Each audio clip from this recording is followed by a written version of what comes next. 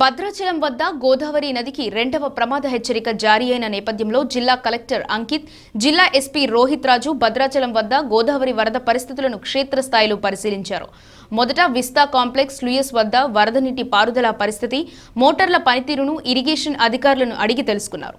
నీరు వేగంగా బయటకు వెళ్లేలా మోటార్లను నిరంతరం నిర్వహించాలని, ఎటువంటి సాంకేతిక లోపాలు తలెత్తకుండా అధికారులు ఎప్పటికప్పుడు పర్యవేక్షించాలని ఆదేశించారు. అనంతరం కరకట్టపై నుంచి గోదావరి వరద ఉధృతిని పరిశీలించిన కలెక్టర్ స్నానఘాట్ల వద్ద పరిస్థితిని సమీక్షించారు. గోదావరిలోకి ఎట్టి పరిస్థితుల్లోనూ ప్రజలను అనుమతించరాదని, ప్రమాద ప్రాంతాల వద్ద నిరంతర నిఘా కొనసాగిస్తూ ప్రజలను ఎప్పటికప్పుడు అప్రమత్తం చేయాలని పోలీసు, రెవెన్యూ అధికారులను ఆదేశించారు.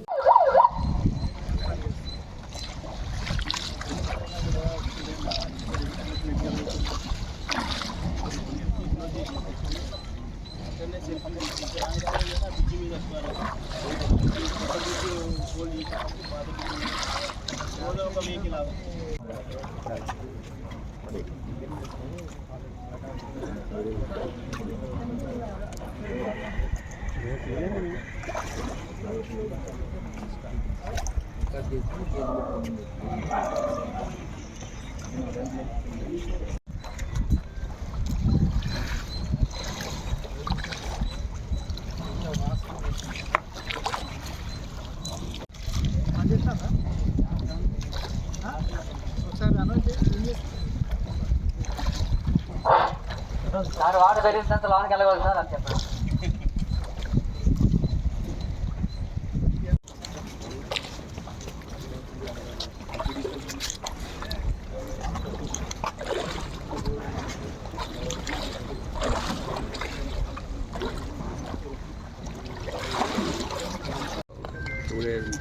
ఇది 2 రోజుల నుండి ఇది upper catchment area Chhattisgarh and Maharashtra వలన ఇప్పుడు ఇక్కడ గోదావరి లెవెల్ ఇప్పుడు పెరుగుతుంది. నిన్న సాయంత్రం ఇప్పుడు 28 ఫీట్ ఉండేది.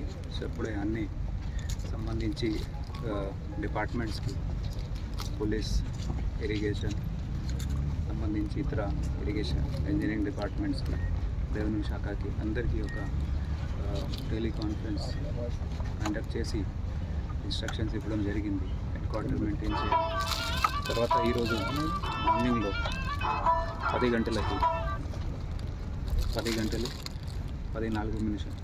ఇది ఫస్ట్ హెచ్చరిక, మొదటి హెచ్చరిక, ఫస్ట్ వార్నింగ్ కూడా 43 ఫీట్ 43 ఫీట్ ఇప్పుడు జారీ చేయడం జరిగింది.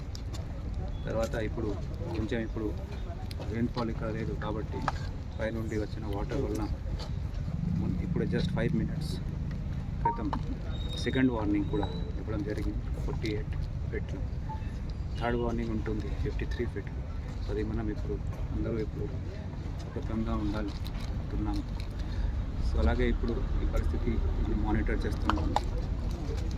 అందరూ సిబ్బంది, రెవెన్యూ శాఖ కానీ, పోలీస్ శాఖ కానీ, పంచాయతీరాజ్ శాఖ కానీ, ముఖ్యమైన ఇరిగేషన్ సంబంధించి ఇంజనీరింగ్ డిపార్ట్మెంట్స్ చెర్ల, వీరాపురంలో కొందరు శాండ్ ర్యాంప్ ఒక లారీతో అని క్లీన్ చేసిన కొంచెం మిస్టేక్ అది కూడా DDRF district disaster response force, SDRF state disaster response force, NDRF national disaster response force, ఈ 3 టీమ్స్ ఇక్కడ ఉన్నాయి.